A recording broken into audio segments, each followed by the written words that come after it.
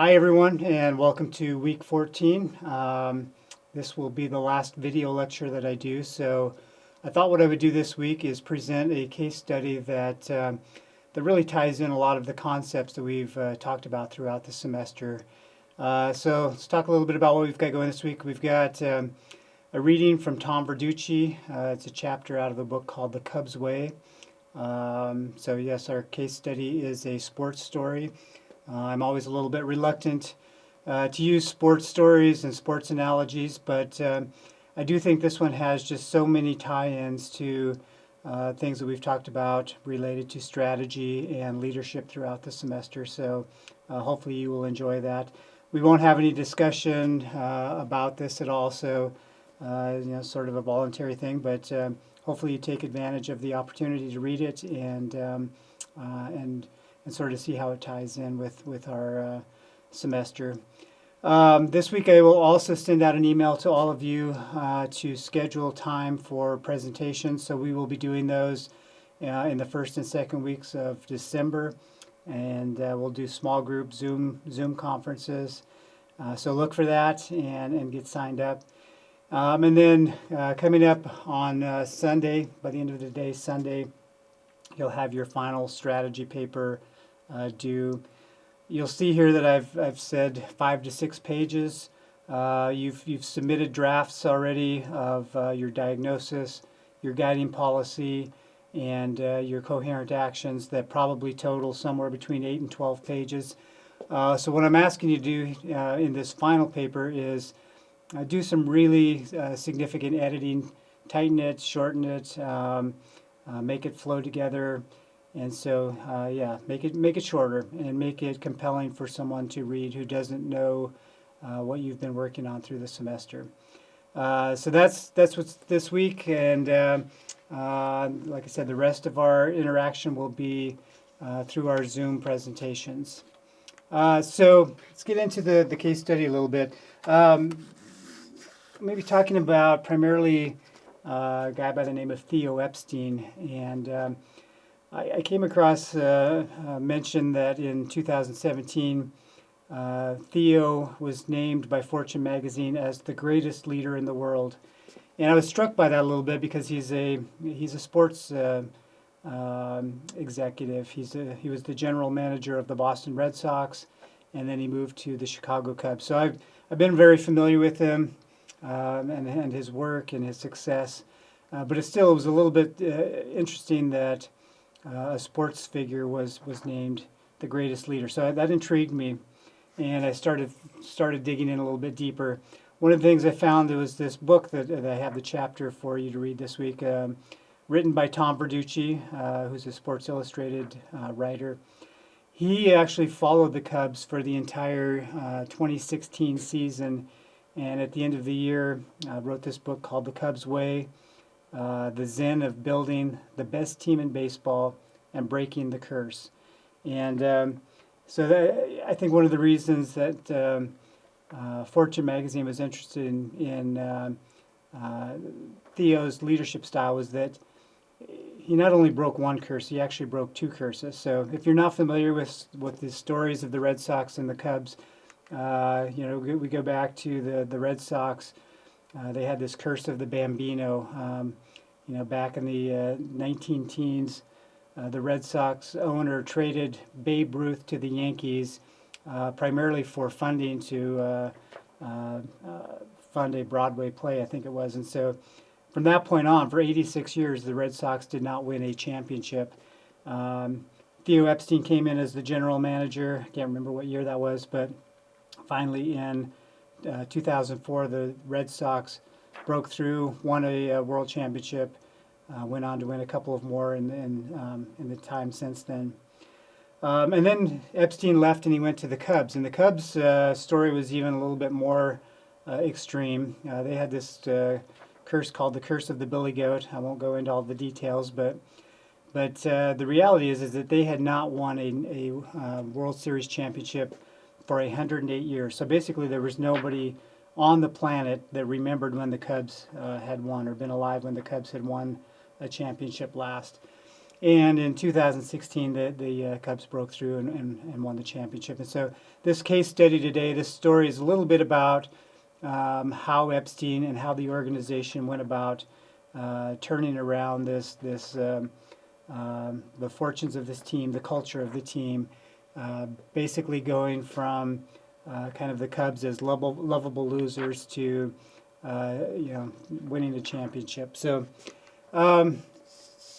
like I said, there's a number of things that we've talked about throughout the semester that I think tie into this story. So one of those is, obviously the Cubs had this big, hairy, audacious goal. And every professional team has a goal of winning a world championship or winning the championship of their league.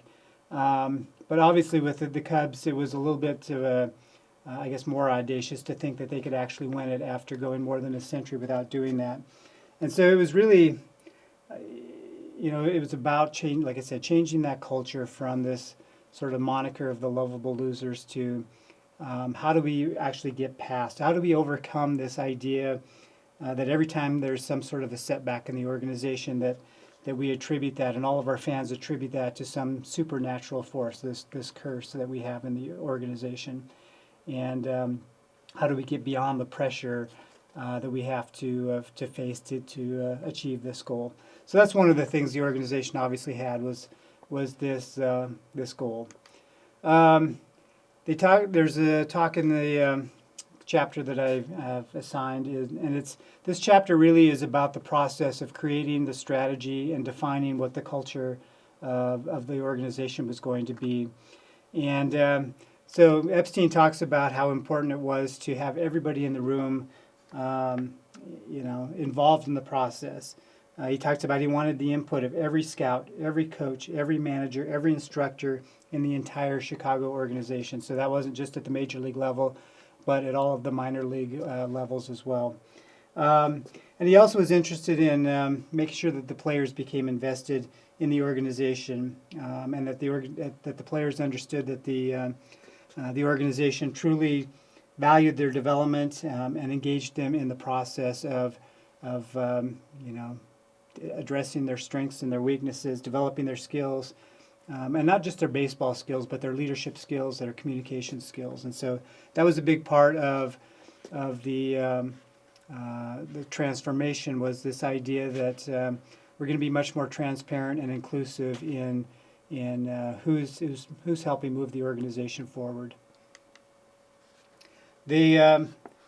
What you'll see in the reading is that what came out of what ended up being a 4-day sort of organizational retreat to build strategy.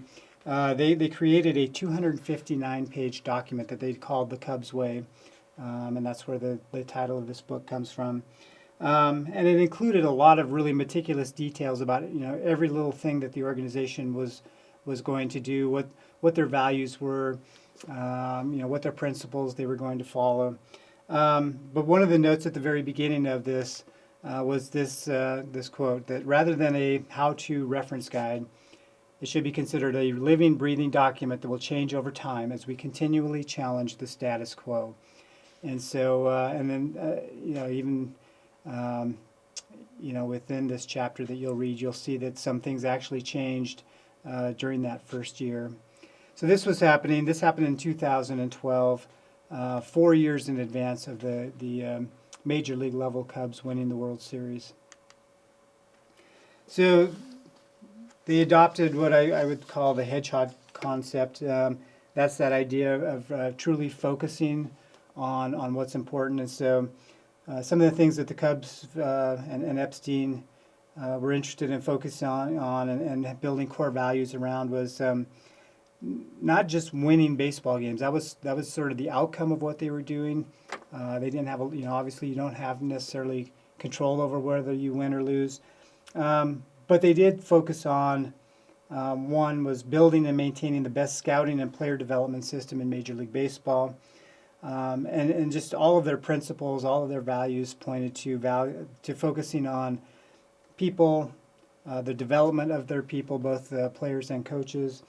And just overall growth and learning and teaching within the organization, and getting better at teaching within the organization.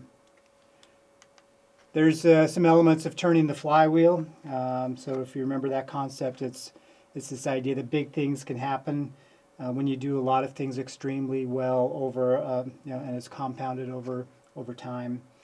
And so, as I mentioned, Epstein started the makeover of the Cubs back in 2012, and he really focused specifically on the minor leagues, building that sort of foundational piece. And for the first few years that he was focusing on building this new culture at the minor league level, the major league Cubs were still typically losing 100 or more games a year. And so, to the public, they weren't really seeing that there was progress, that there was momentum being gained. But anybody who was around the minor league teams could see that there was a lot of energy, there was a lot of confidence building, there was a lot of talent that was being developed. And so they sort of saw that it wasn't going to be too long before all these little things that they were doing were going to pay off in a big way. Collins talks about we read about getting the right people on the bus, focusing first on who, not on what, and so that was definitely one of the things that Epstein did, I think, really well, and you'll see this a little bit in the reading, and I can share some highlights from some other parts of the book. But one of the things that Epstein did was he sort of bucked the conventional wisdom within Major League Baseball that you built your team around really good quality pitchers. What Epstein chose to do was he decided to build his team around 4 specific position players that had developed through the minor league organization. And he valued these people because they had high character, they were really good leaders, had really good leadership potential, at least at the minor league level. And he felt like these players would be on the field every day, and they would have much more impact on creating and sustaining the culture that he wanted within the organization. The other thing that he did was, after 2 or 3 years as the general manager, he replaced the manager of the major league team, and he brought in Joe Maddon. And so this was a really important step in terms of, again, sort of extending his vision and his values around leadership. So one of the things he was interested in was, part of what Epstein's sort of core value was using data. If you've ever heard of the book Moneyball or watched the movie Moneyball, that was really about looking at all of the data that's available in baseball and thinking about how to analyze that differently and how to put a different sort of team together based on real data and making decisions that make sense based on the information you have, as opposed to simply how a player looks or based on sort of intuition about who would be the best players. So he wanted somebody who sort of bought into that data-driven decision making, but also somebody who is innovative and someone who was actually willing sometimes to say, hey, I'm going to go against the data. I'm going to make a decision that's based on gut, based on emotion. And so he knew Joe Maddon was the person who could do that sort of a thing. He had demonstrated that in previous roles at other organizations. And he also wanted a manager who was skilled and valued, again, that core principle of player development, open and honest communication. And so getting the right person on the bus, getting the right people in the right seats on the bus was again, a big part of the turnaround of this organization. Confronting the brutal facts. I think both Rummelt and Jim Collins talk about this, and I think in baseball in particular, it's a good analogy because baseball is really all about dealing with failure. The very best teams in baseball typically are going to fail to win 35 to 40% of the time. The very best hitters in baseball are going to fail to get a hit 7 out of 10 times. And so, and then you add in this, like I said, the long-standing sort of culture and belief that the team can't be a winning team, that it can't be successful. It was a significant challenge, obviously, to overcome that. Collins talks about the Stockdale principle, which is that idea that you both have the ability to acknowledge your situation, how difficult it is, and still have balance that realism with some optimism that you can overcome that. And so Madden in particular was good at doing this. He did it. He focused specifically on process for the most part. And in fact, at the very beginning of the 2016 season, Verducci talks about Madden giving a speech in the clubhouse, and this is basically the gist of it. It was all about process. It was all about focusing on the moment, focusing on the details, not worrying about the outcomes. And so hopefully, like I said, you'll enjoy this reading. Maybe it'll inspire you, if you're not a sports fan, to dig a little bit deeper and to look at sort of the story of the Cubs and of Theo Epstein and how he's done this. But anyway, that's the case study. I look forward to seeing all of you on Zoom for our presentations. I've enjoyed the semester. I hope you have as well. Hope you've learned a lot. And we will talk to you in the next couple of weeks. Thanks, everyone.